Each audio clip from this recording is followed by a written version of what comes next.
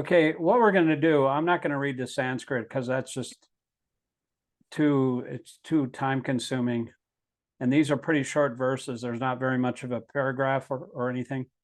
There's not very much of a purport for each one of these. So what we're going to do is I'll just read, we'll just take turns reading either the translation or each paragraph of the purport. And if anybody has any questions, you can go ahead. Are you parked now, Trevor? Yes, sir.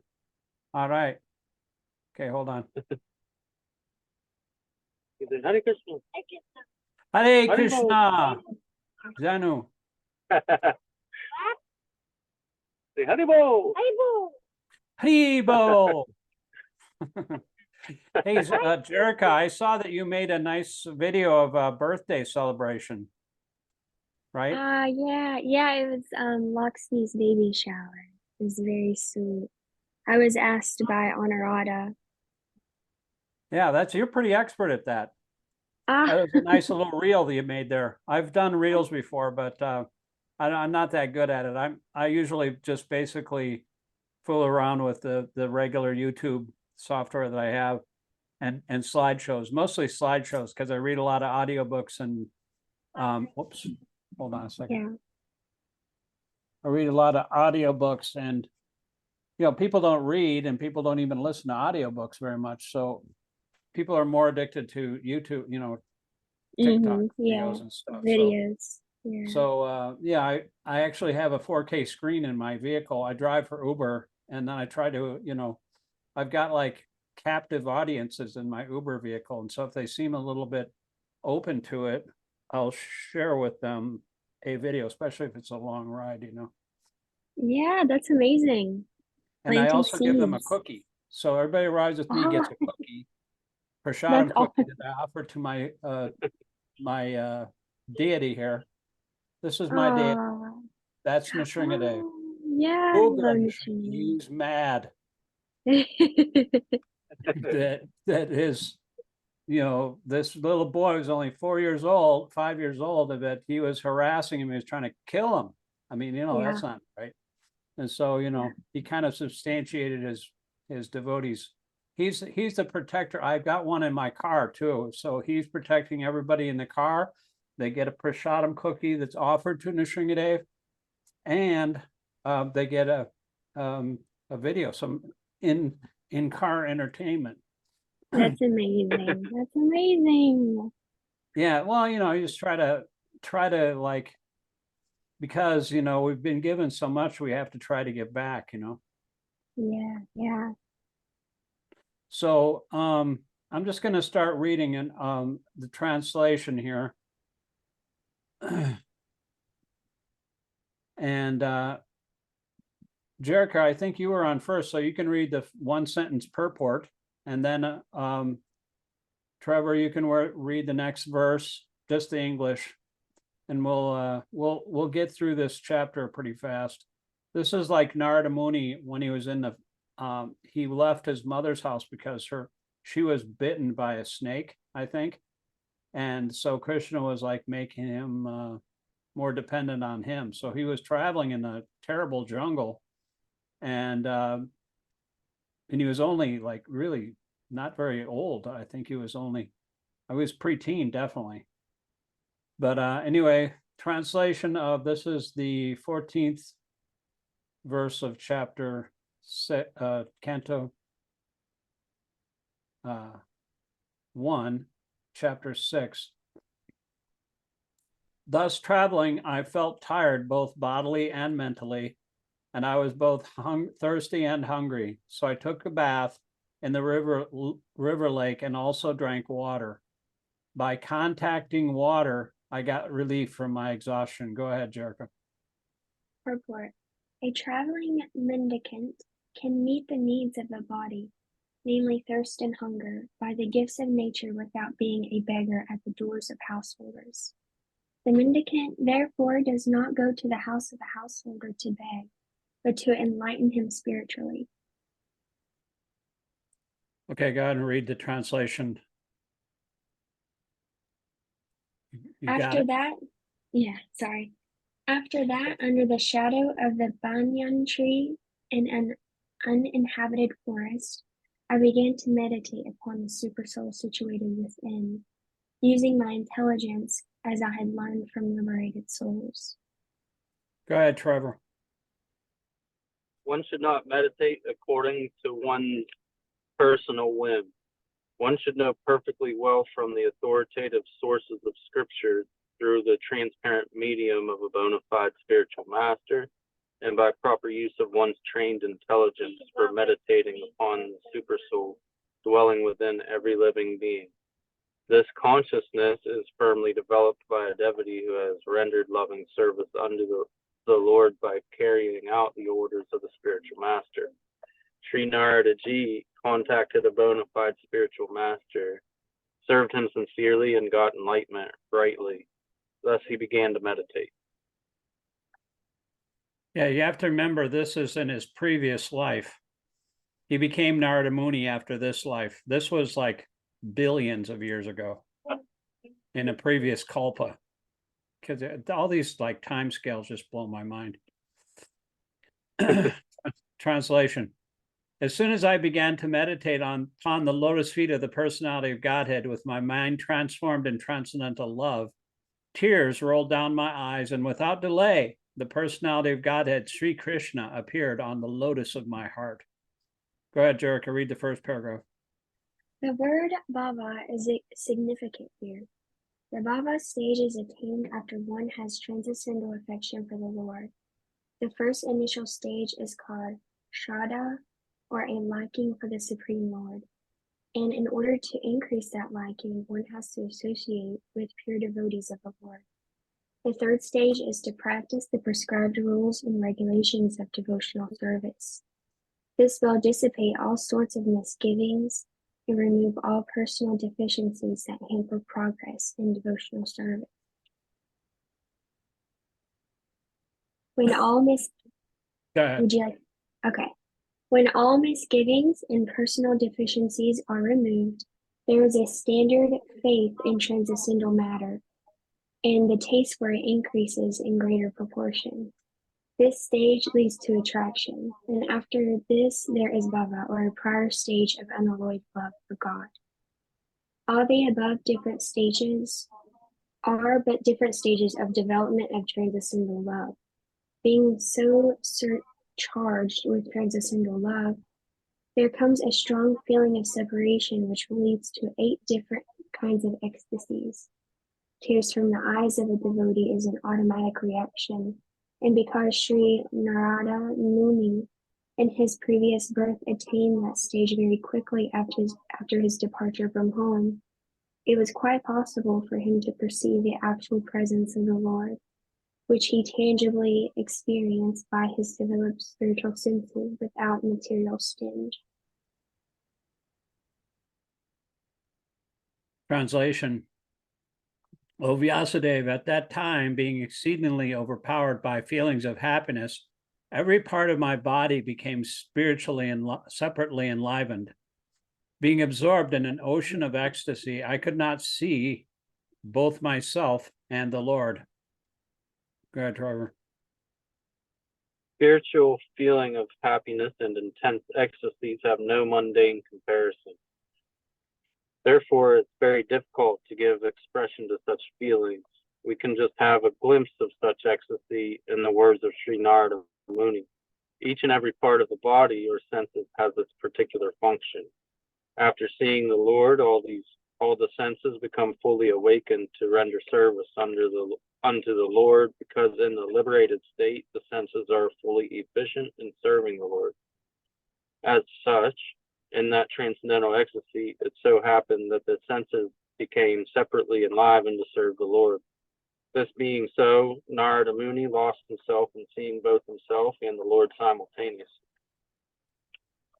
Yeah, it says, I was just reading this book by my spiritual master. It's called How to Love God.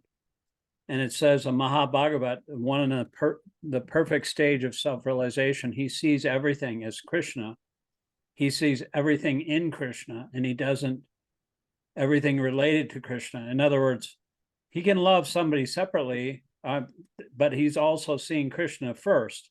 In other words, everything is within. just like it says in the Bhagavad Gita, that once knowing the truth, you'll see that all living beings are in me in their mind. So Krishna is within every living entity. And when we understand Krishna, we automatically love all his living entities, all his parts and parcels. And it's like watering the root of a tree. When we have love of God, then we're loving all living entities equally.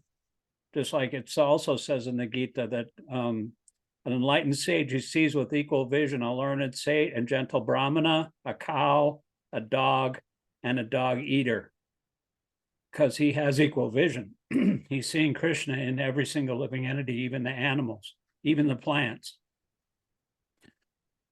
So that's the way to have peace in the world, you know. If everybody saw and respected every other living entity as part and parcel of Krishna, just like a walking around Krishna, you know, Krishna's in everyone's heart.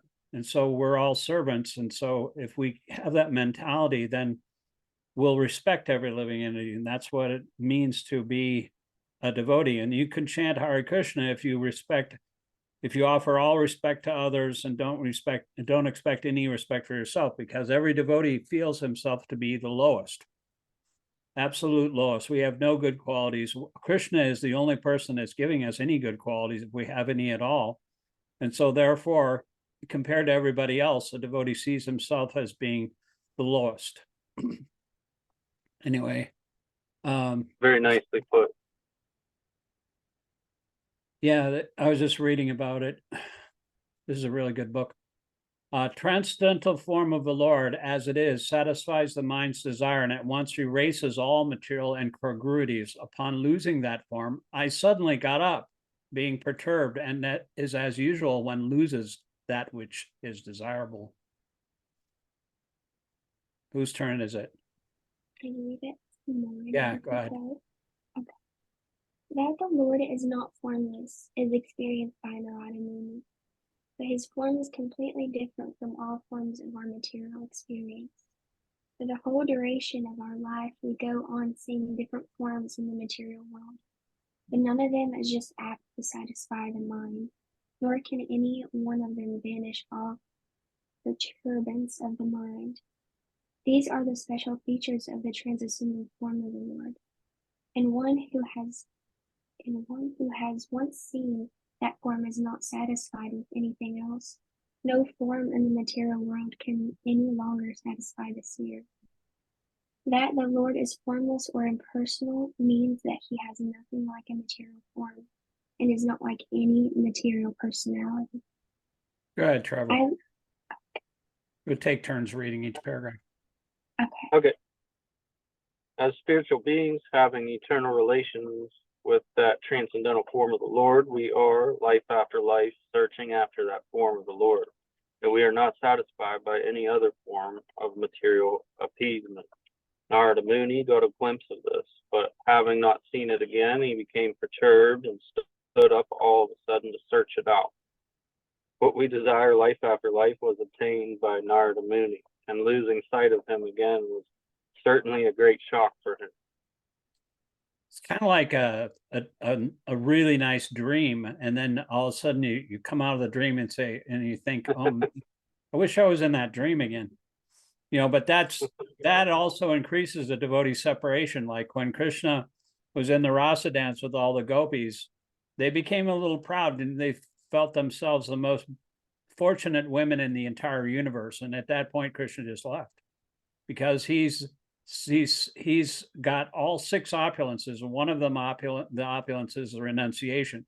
So he just, in order for them to increase their love, because absence makes the heart grow fonder, he just left, and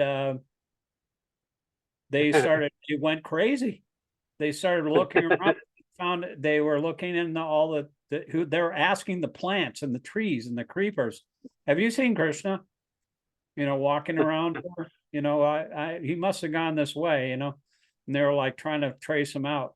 But, and then they started like imitating his behavior in the way he stands in a threefold bending form and plays his flute. And, and then enacting his pastimes, that they were just totally absorbed. That's what it means in the previous verse, that they couldn't see any difference between them and Krishna because they were so absorbed in Krishna. But they were just, one of the things I read also today was that they were attracted to Krishna just because he was Krishna, not because he was like the son of a coward man who was the king of Vrindavan, who had the most cows of anybody, not because of his prestige, not because even he was God. They loved him just because he was the most wonderful cowherd boy in Vrindavan. They loved Krishna for who he is, not for any material reason. That's why Lord Chaitanya said that the gopis' love for Krishna is the highest manifestation, and the example that all pure devotees should follow, where dāsa anudāsa, where gopi bhartu padakamalayar, which means we're servants of the servants of the servants of the gopis. That's the path that we have to tread, because they have the least selfish attitude toward Krishna. They'd have no material. I mean, it's kind of looks like they're attracted to him in a the relationship between a boy and a girl, but it wasn't like that at all. They weren't attracted to him for their own personal gratification. They were only attracted to him to please him. That's all they wanted to do. In fact, when he had a headache, he asked Narada Muni, he said, you got to get the dust of the lotus feet of a Brahmana or one of my devotees, and I can put it on my forehead, and then I'll be cured. So Narada Muni went to all these different saints and sages all over the universe. He can go anywhere he wants. This is in his next life when he actually became a transcendental spaceman. And so he asked all these saints and sages, can I have your foot dust? And Krishna has a headache.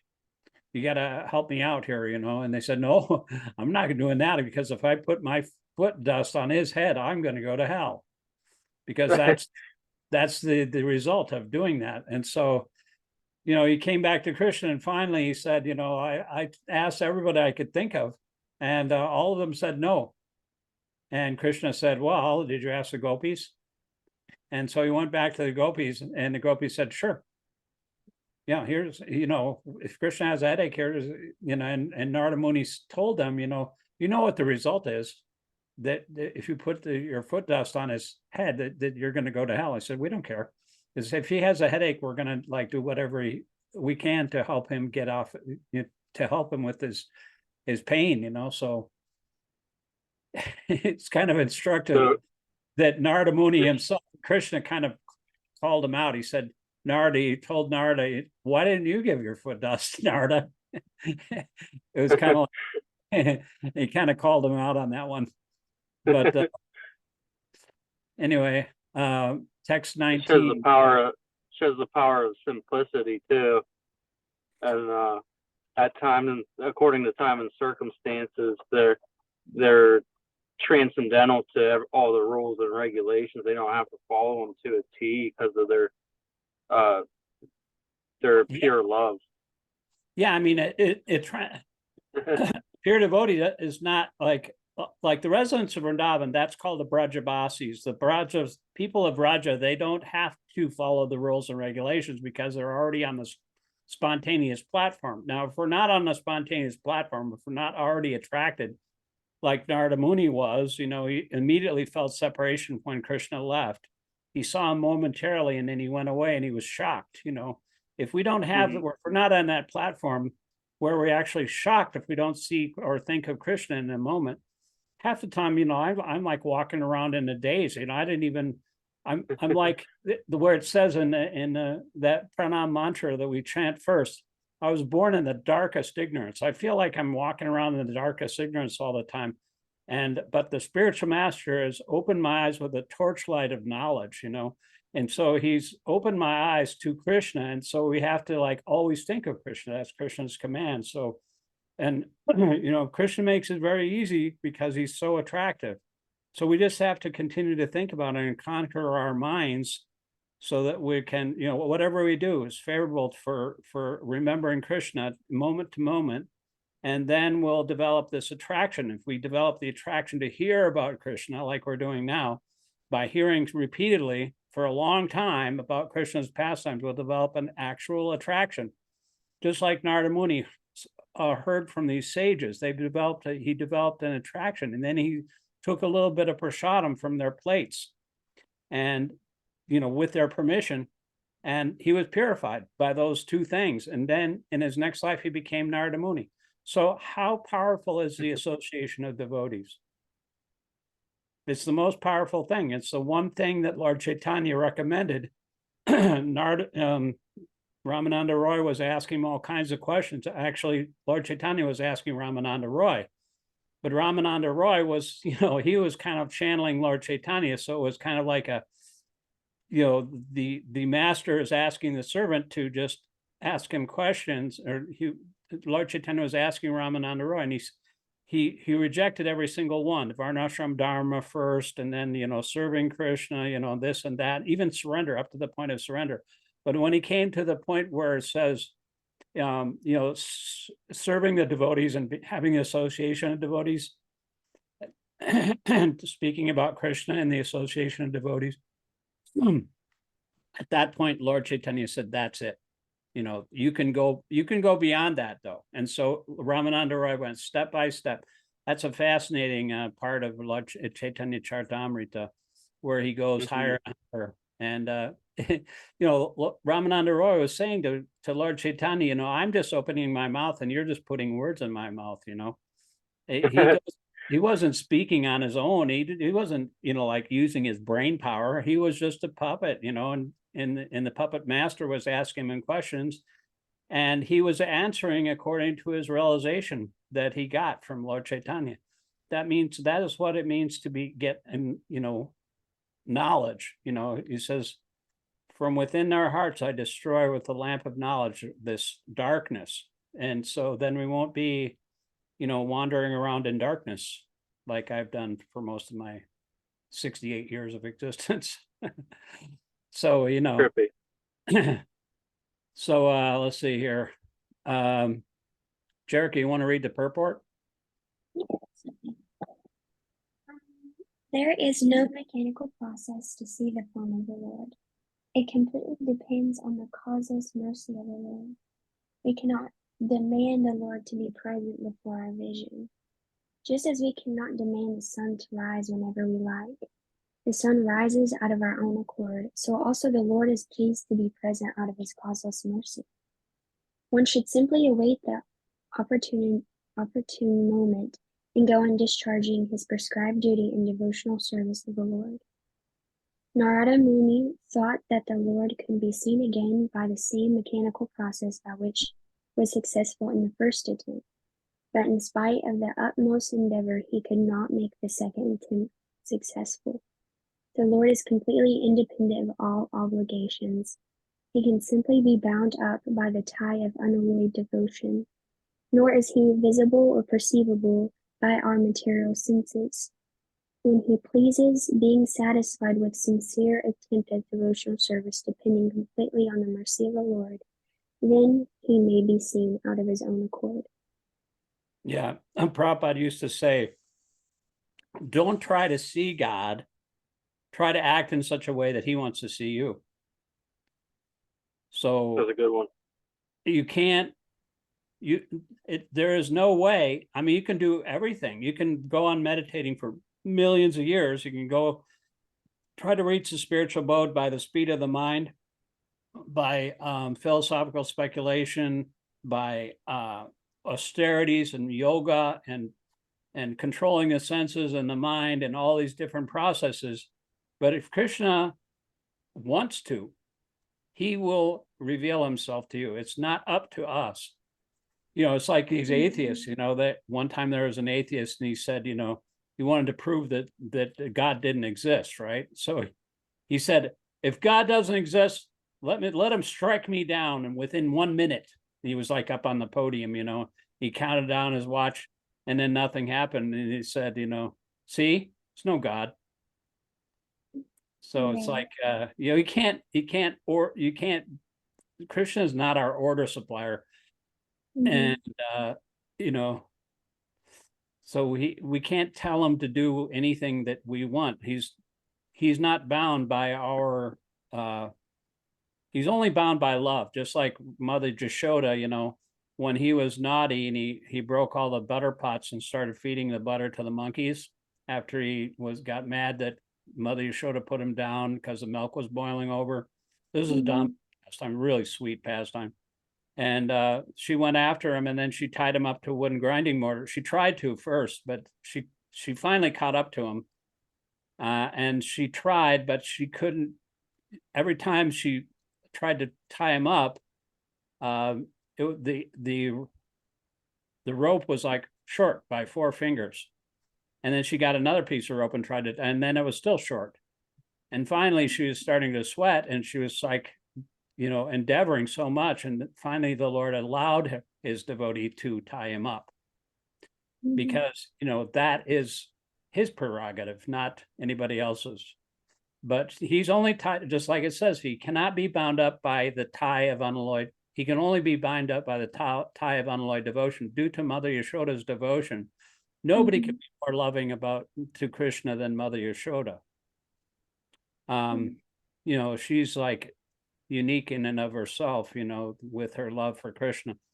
So that's actually the highest form of love in the material world too. There's nothing like a mother's love for her child, because a child can act up and pass stool, and she still cleans him up, and she doesn't mind it, and she just it's unconditional. So that's like, in the material world, that's the closest thing that we can get to pure devotion. The gopis had pure devotion.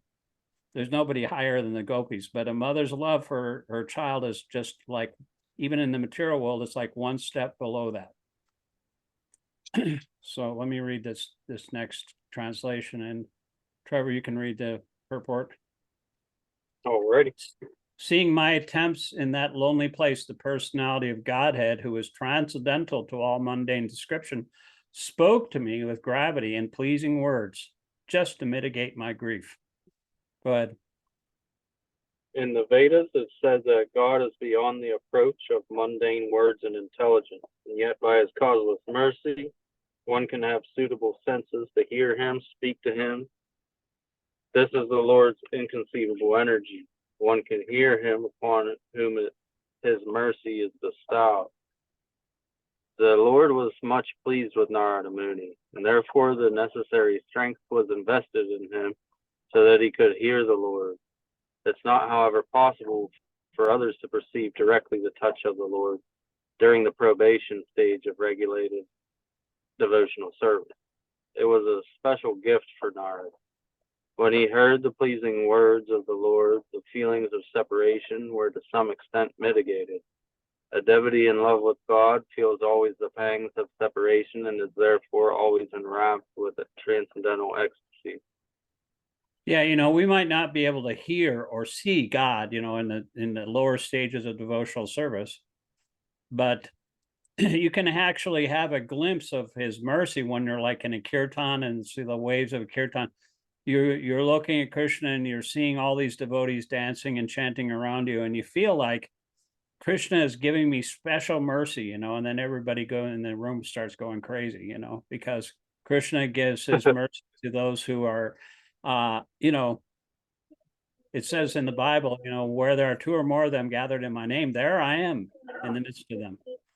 So, you can feel that, so you might not be able to hear him or see him directly. Of course, you can see him in his deity form, and it is actually him. It's so beautiful, when you see the deity form of Krishna. It's not different from Krishna.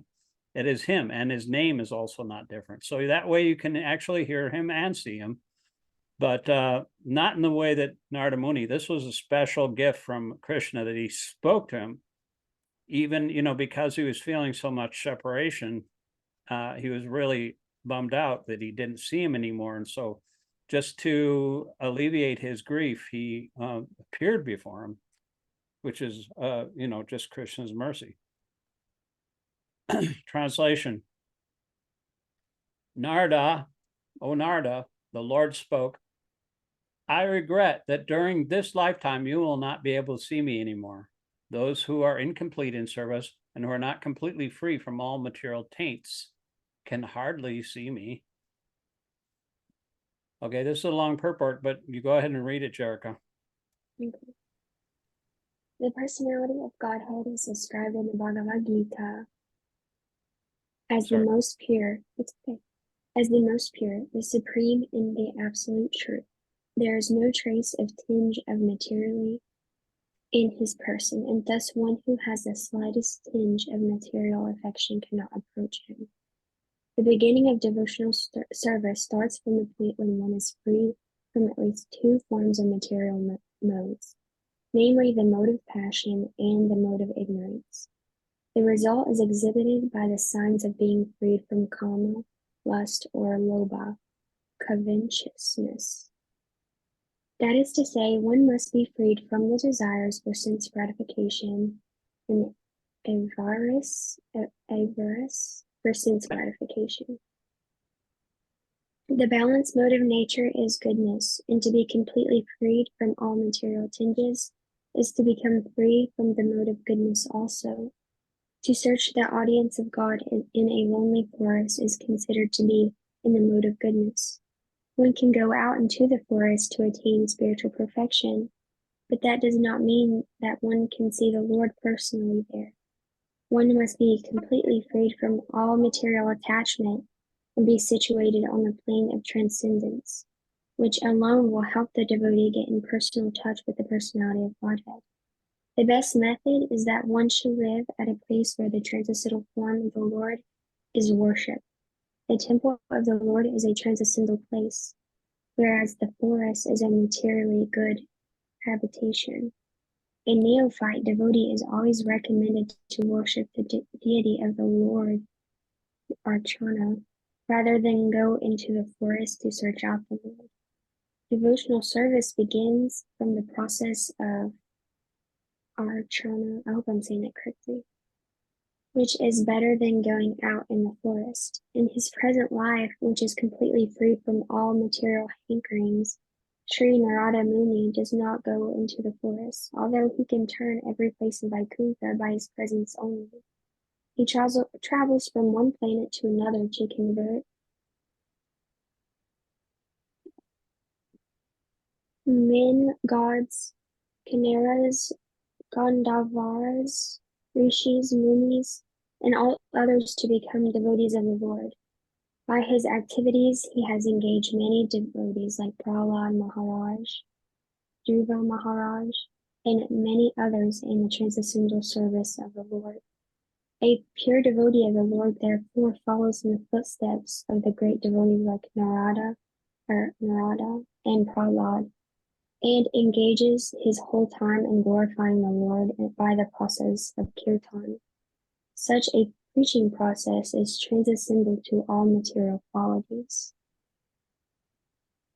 Yeah, that's it. Lord Narada Muni and Prahlad, they're both examples of the greatest devotees.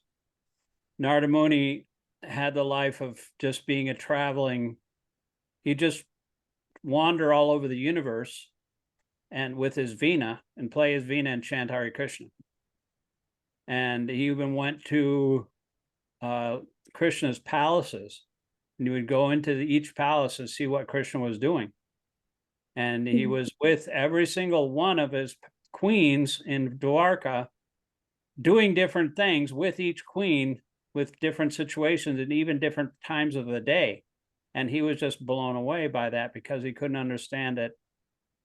He understood that Krishna can do multiple things at the same time, but each queen was thinking that Krishna must like me most because he's always with me. And then sometimes, at the end of the day, or at the beginning of the day after, he got up and worshiped himself, like who else is he going to worship, right? He did his morning program of worshiping himself. Who are you going to meditate on if you're God?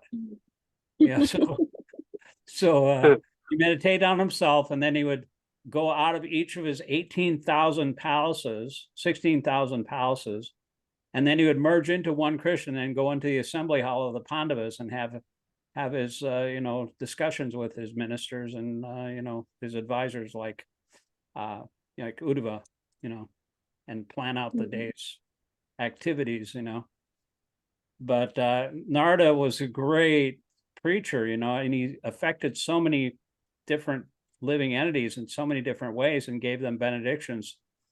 We only got a couple minutes left now, but like, for example, he saw all these animals that were half killed on the forest when he was in the forest one time, and he was wondering why they half killed, and he saw this hunter, and he asked the hunter, "Why are you half killing him? Why don't, if you're going to kill them, we can kill them all the way and don't let them suffer?" And he said, "My father taught me how to do this," and he said he derived great pleasure in seeing them writhing around in pain, And so Narada Muni, through his transcendental mystic power, showed him his future and what he would receive karmically from doing that. He saw that all these animals would kill him in the future and make him painful, and then so the hunter realized that, oh my God, what am I doing? How do I get out of this? And so Narada Muni said, okay, take it, throw your bow and arrow away, and then start chanting this mantra. And so, he did that, and Narada Muni went away, and then he came back later, and he saw that the hunter saw him coming, him and Angira Rishi, and he wanted to greet them, but he couldn't go very fast because he was moving all the ants. He didn't want to step on any ants. He was so conscious of not hurting anything that he was very careful to brush away the ants before approaching them and greeting them as guests. So that's the power of these types of devotees. Anybody have any questions? We got less than a minute left. I don't have any questions. This was a really sweet read, though, that's for sure. Very needed. Yeah, well, I hope you can join us every week. I was afraid that I would be Thank you. like one guy Bhagavatam class because my friend Al is usually with me, but he had an emergency in his house, and so he couldn't. But I thank you so much for joining Thank us, you. Yeah, and thank you. Trevor as well. Thank you. Thanks And for Hare having us. Krishna. Hare Hare Krishna. Krishna. Hare Hare Hare Bol. Krishna. Krishna.